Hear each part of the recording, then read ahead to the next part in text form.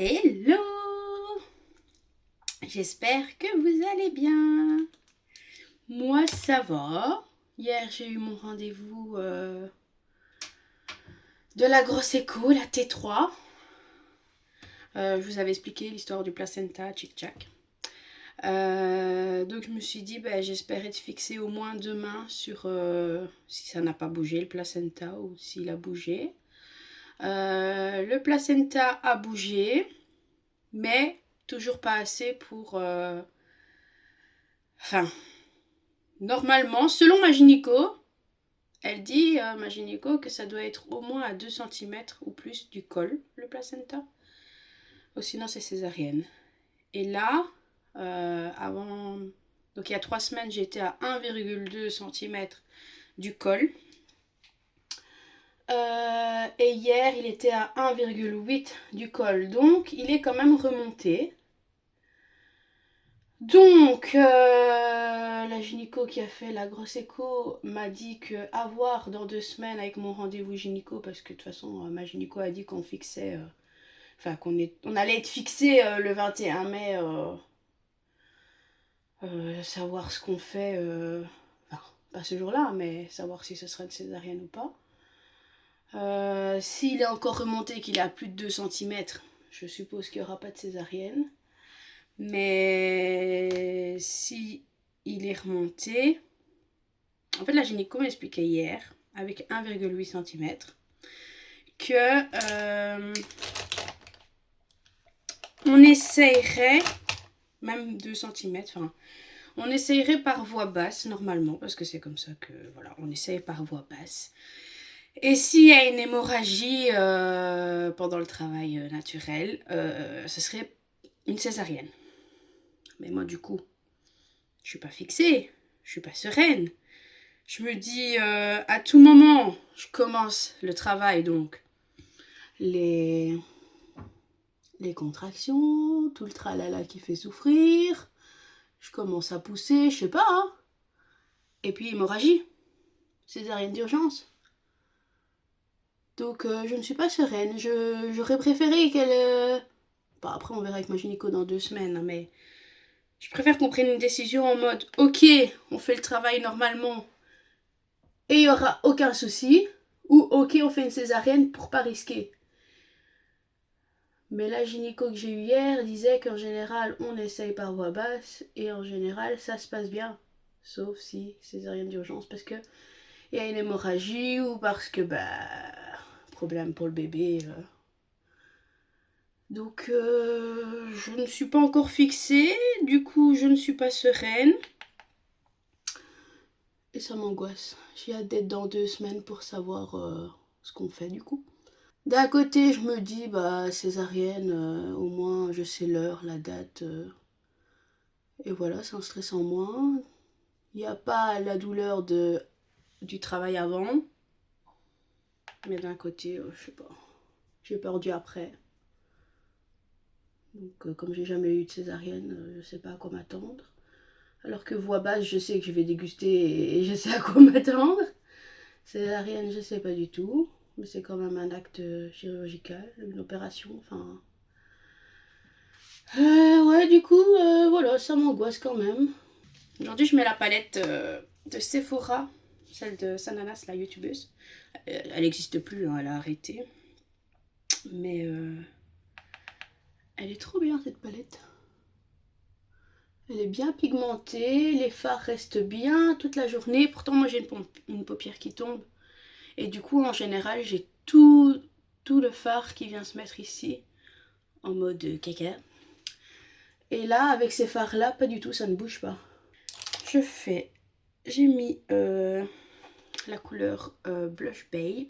Et maintenant, je vais mettre la couleur ici, Nope, en ras de cils.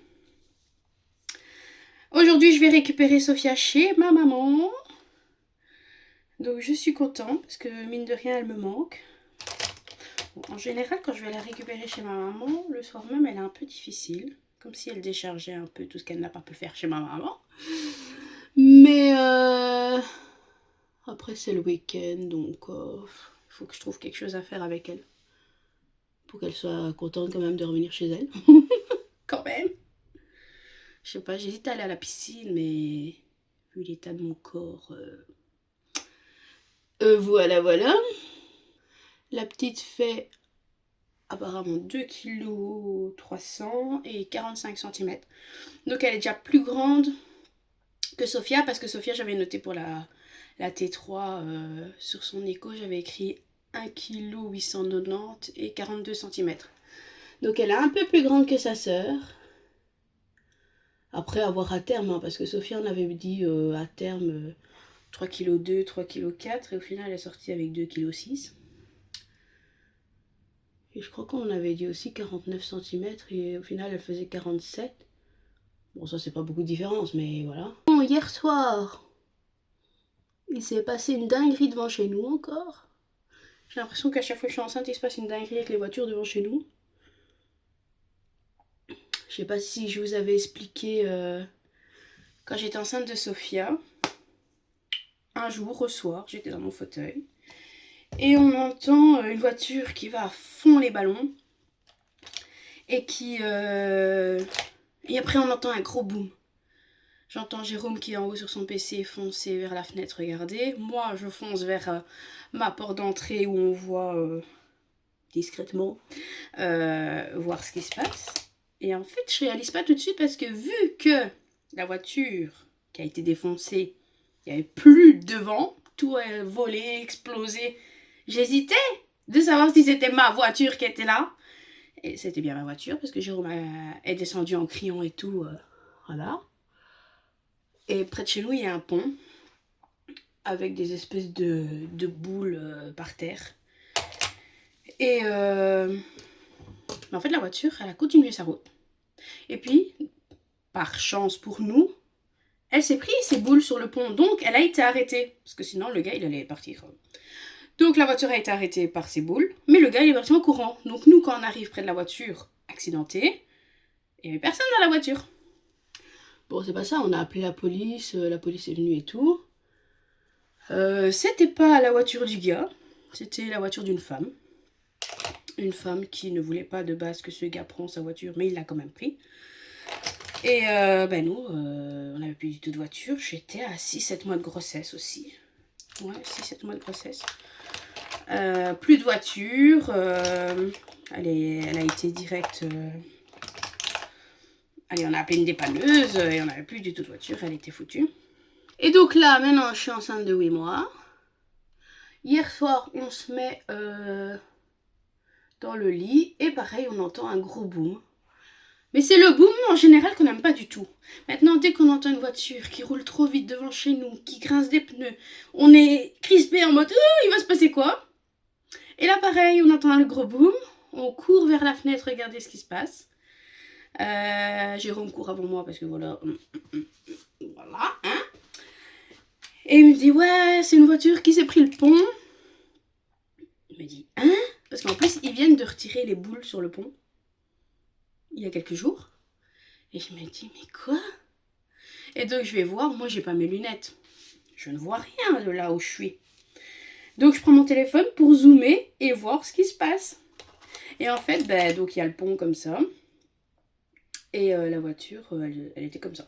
Donc elle n'était pas comme ça en accident, non. Elle était comme ça au pont.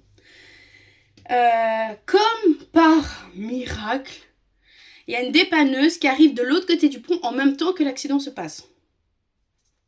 Probabilité. Voilà. Donc, je vois que la dépanneuse attend de voir s'il arrive à se dégager tout seul. Elle attend bien 5-10 minutes. Enfin, je sais pas, moi ça m'a paru long, mais... on va dire 5 minutes. Puis je vois que la dépanneuse fait demi-tour et va pour aider la voiture. Donc, tracter la voiture pour la décaler du pont. Parce qu'à mon avis, elle était sur le trottoir qui était plus haut et que les roues touchaient plus le trottoir. Enfin, je sais pas. Donc, la dépanneuse tracte la voiture pour la remettre droite et la dégager le passage. Je me dis, je vais aller faire pipi en attendant. Je remonte, Jérôme dit, oh non, ils mettent la voiture à côté de la nôtre. Oh, je dis, oh non, foutez-nous la paix avec notre voiture. Faites attention, parce que la dépanneuse mettait la voiture en marche arrière sur la place. Et donc après, la dépanneuse, elle part.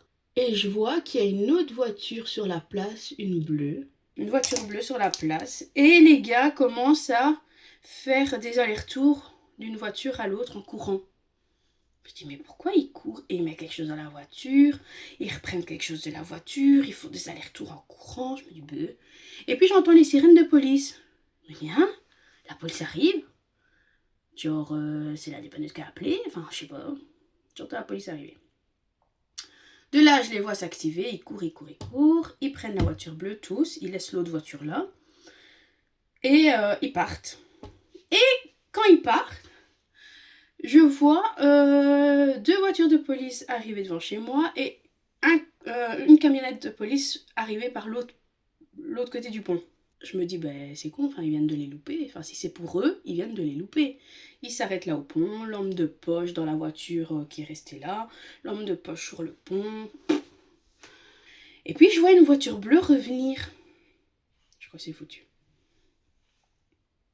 Je vois une voiture bleue revenir, mais moi, j'ai pas mes lunettes. Je me dis, ce serait quand même con que ce soit eux.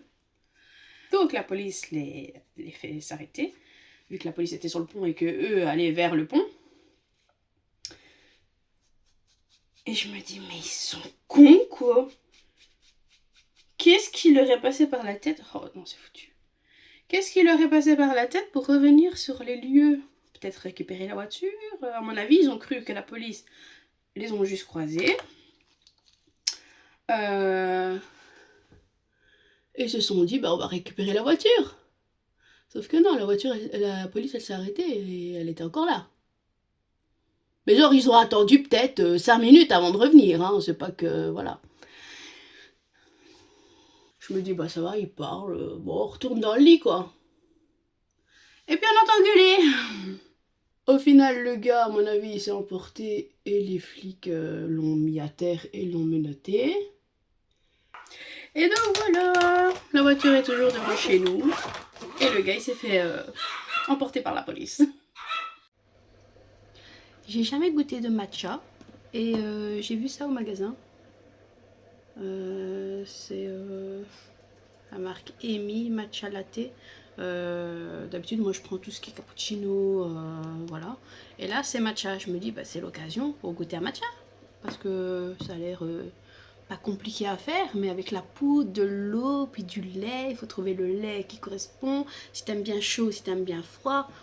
Là, c'est froid, c'est prêt. Je me dis, je vais commencer avec ça. J'ai vu aussi qu'il y a Lipton qui a fait des petits sachets de matcha, donc où tu as juste à verser mais c'est matcha avec de l'avoine, je crois. Et il y a aussi goût vanille. Et là, pareil, tu mets de l'eau et puis ton lait, enfin chaud ou froid, tu choisis, je sais pas trop. Donc je me dis, bah, je vais déjà goûter ça pour voir. Parce que je sais qu'en général, le matcha, ça passe ou ça casse. Et je me dis, si je peux devenir une clean girl, je sais pas pourquoi je fais le lien entre matcha et clean girl. On voit que ça sur les réseaux.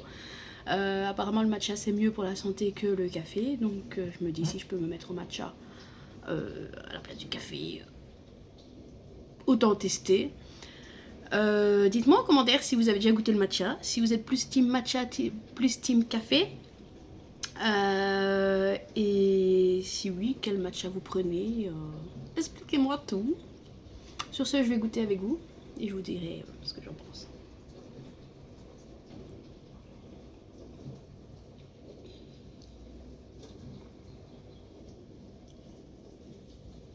Quand les gens disent que ça goûte l'herbe, je vois mieux ce qu'ils disaient. Après, c'est matcha matcha. Hein. Lactose free. Matcha green tea. Matcha au thé vert. Et avec du lait sans lactose. Ok. Ouais, ça goûte l'herbe. Ça goûte. Enfin, j'ai jamais goûté de l'herbe, mais.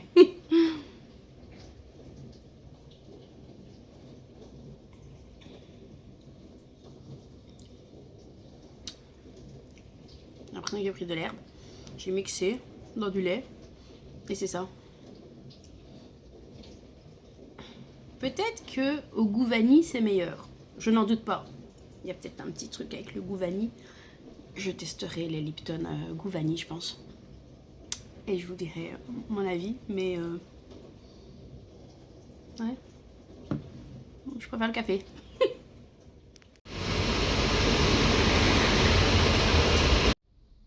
1,99 € l'essence. Je mets du 95. 1,99 €. J'ai mis 50 € pour dire de la Bruxelles et c'est tout. Ça fera l'affaire. J'ai récupéré ma chounette qui fait dodo. Elle est KO. Là, je suis dans les embouteillages pour revenir. Enfin, pour le retour. Beaucoup d'embouteillages. À mon avis, c'est parce que c'est le retour des vacances aussi. Je sais pas. Je sais pourquoi l'autre voiture finalement est restée cette nuit à côté de la mienne. Elle est explosée, genre pneu explosé, pare-brise explosé. Enfin bref, je vous laisse, je conduis. T'es revenu à la maison, mon cœur? Oui. Ah, tu montres tout ce que t'as eu? C'est Un manteau pour le bébé. Vas-y, montre tout ce que t'as eu. Pour donner à manger au bébé. Un pampers pour le bébé. C'est quoi ça? un maillot. Un maillot pour ta poupée. Et oui, un porte-bébé. Voilà. Voilà, et un sac Hello Kitty. Encore des surprises. Mais non, il n'y a plus de surprise, t'as pas assez? Non. Ah, ben super. Mais encore. C'est déjà bien que t'as eu des surprises pour rentrer à la maison. Non, c'est encore. On peut pas avoir tout le temps des surprises, hein. Je veux. T'as eu 1, 2, 3, 4, 5, 6 surprises. Mais je veux encore. Ok, super. Allez, ciao.